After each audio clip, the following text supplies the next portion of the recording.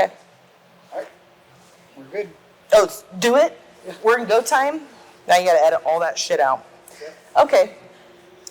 I'm Amanda McNamara, and I am grateful for Monarch.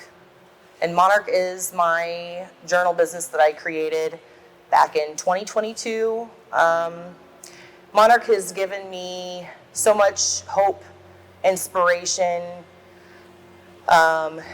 encouragement, passion, love, but most importantly, it has given me community and a tribe.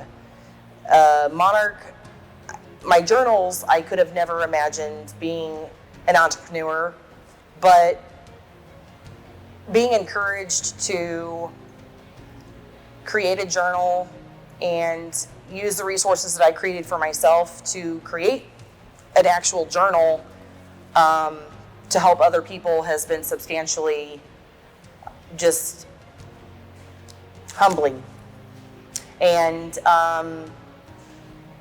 my gratitude goes to so many people in my life, people I feel who have saved my life in many ways to keep me going. Battling with bipolar 1 and being diagnosed when I was 19 years old. My pediatrician, I give great gratitude and gratitude to for hearing me and listening to me, and by doing so, she saved my life. I feel that in that moment of going to her and seeking help, I didn't have the words to say out loud the hard things, and I handed her my personal journal of where I was at in my life, and by doing that and reading it, she was able to ask a more emotionally connected question and was able to give me the help that I needed and saved my life. So pursuing Monarch and creating something that is a guided journal, utilizing creativity, implementing color theory, and helping people understand themselves better just by journaling. And I really think that the most gratitude and thankfulness, even though I say Monarch, it is the gratitude towards the people who have not only been a part of my life, but have continued to influence and be a part of Monarch as a whole. Is there anything you'd like to see changed in this world? If I could see anything change in this world, it would be none the less than ending the stigma. I shouldn't say it with a smile, but ending the stigma of mental health. Most importantly, with bipolar. In the 15 years in August that I was diagnosed with bipolar, there has been a substantial amount of growth, understanding, connectivity, community, outreach, support systems, even in colleges, tremendously has made a difference in the mental health world. You good? Yeah. And cut. Okay. So my way to go, man. So with the stigma of mental health, I'm very thankful and proud of so many different entities that have created safe places for people. However, if you try to go and get a job, and you have to mention maybe you are someone who is a disabled person who is bipolar, or you just are someone who battles with bipolar, maybe you're not classified as disabled, more than likely you're going to be looked at as a conflict of interest, a liability. If you mention that you are bipolar still in this society, I truly feel that you are, the stigma is heavy. People do not understand bipolar. They don't want to understand bipolar. Most of which people understand about the word bipolar is untreated, unmedicated bipolar. I feel. Now, that's not to say that everyone who is bipolar or who battles with bipolar, should be medicated, and I won't get into that. I will say, though, that Big Pharma did save my life in terms of continuously seeing a psychiatrist for the past 15 years. But again, to answer the question is to end the stigma of what's surrounding bipolar. People in general, not only within themselves, of asking questions to gain self-awareness, to then be better at communicating what bipolar looks like for them to someone else, so then we can start to understand more about the illness. Unless we understand, again, that's where it comes with the journal, is understanding in a colorful way how your brain operates. What does it look like when you go to a crowded place? What does your body do? How do you respond? How do you speak for yourself and say, I'm not okay? And how do you advocate for yourself? And I don't mean like get up and have a power moment. I just mean saying, I'm not okay here. Can we please leave? Yeah. So if we could just talk more as we do about other illnesses. I'm ADHD. I just bought $300 worth of yarn. I'm hyperfixated. I'm going to knit a sweater for 3 months. It's like, that's not hyperfixation. That is a manic episode. Yeah. And if I may say, there's a 50-50 misdiagnosis between ADD, ADHD, and bipolar. And which one is more socially acceptable? So my fierceness comes out when I talk about the stigma of bipolar, but that's what I would put it into. Okay. And what advice would you give your younger self, knowing what you know now? Yeah, I feel like having a Tom Cruise moment right now, jumping on this couch and be like, ah.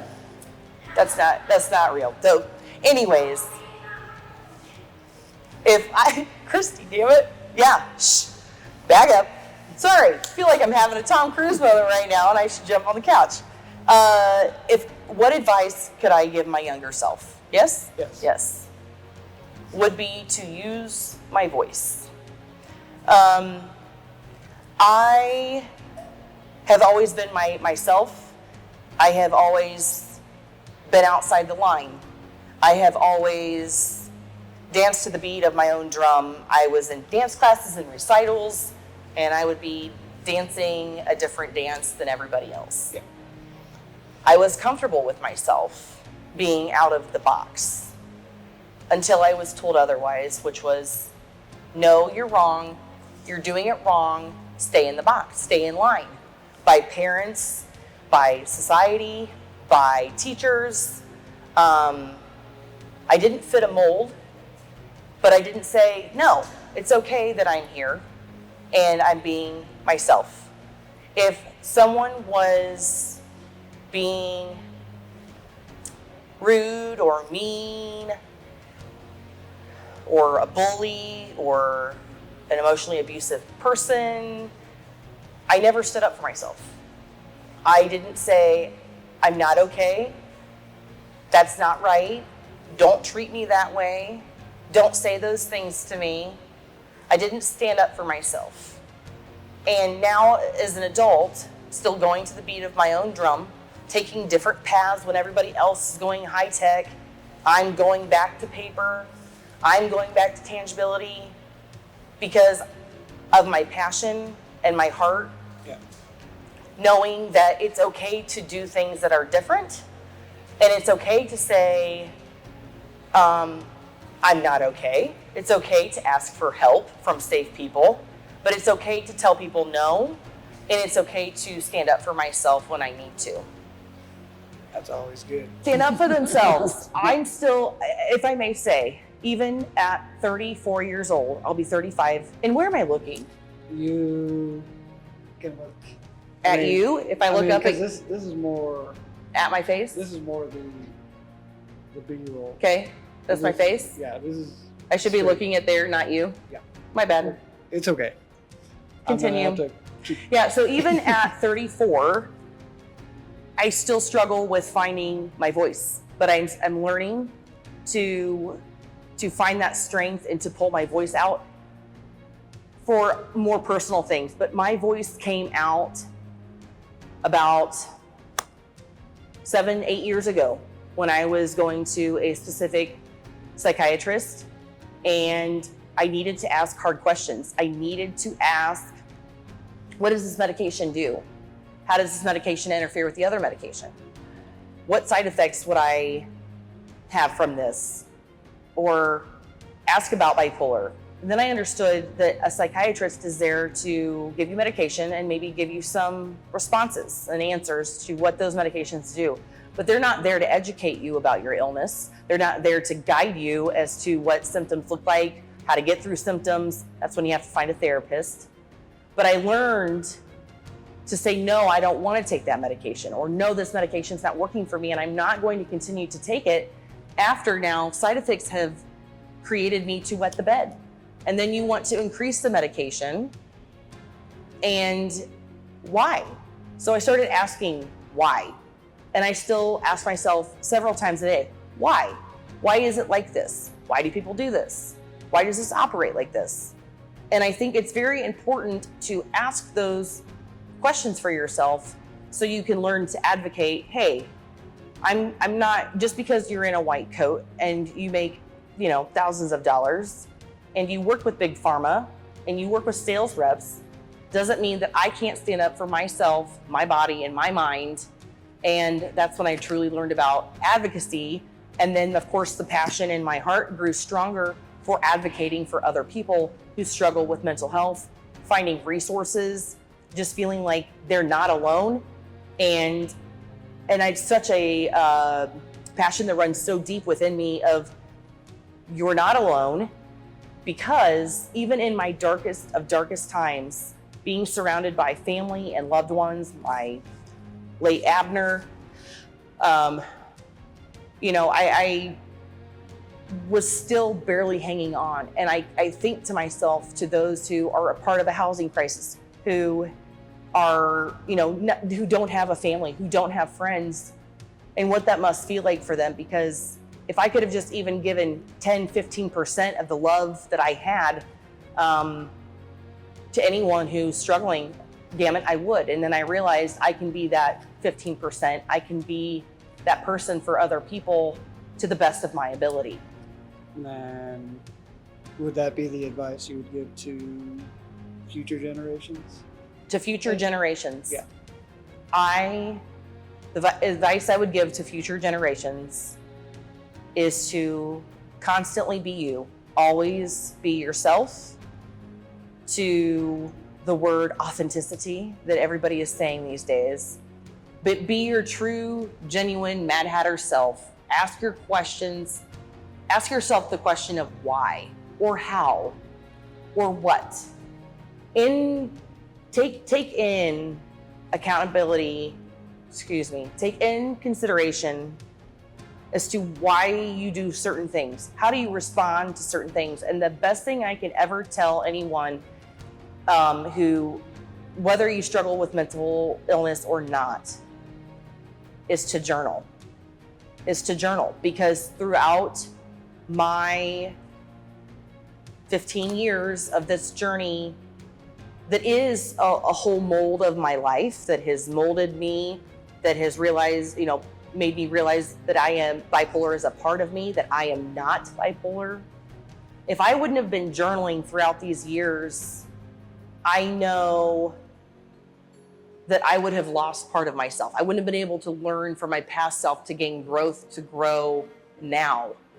I gained so much self-awareness just journaling through things. And that was what I remember telling my cousin, who was also diagnosed with bipolar: start journaling. Start making those notes when you go to your provider's office. Start making notes of what medications you're taking and how they affect you and what side effects you feel. Because I can guarantee you, in 2 to 3 weeks of struggling and then going into a provider, and you feel like you're fine, but really those past 2 to 3 weeks have wrecked you. There's something with the mind, no matter where you are, the gas station, the grocery store, your best friend. How are you? I'm fine. How are you? Yeah. because we are so structured to just molding in to what society wants us to be, and that's fine. But it's okay to not be fine. Yeah. It's okay to word vomit. Say, I'm just not feeling so good. This is what's going on. So society may be fine, but you're better as you. So be yourself and advocate for yourself. And last but not least, ask the hard questions, no matter where you are. And if that starts with you asking yourself hard questions, that's where I would start. Well, thank you, Amanda. You're welcome. And I always shoot some photos after. Okay. So, yep. Thank let's you. Get to it. And yeah, that's it for this Segment of gratefulness.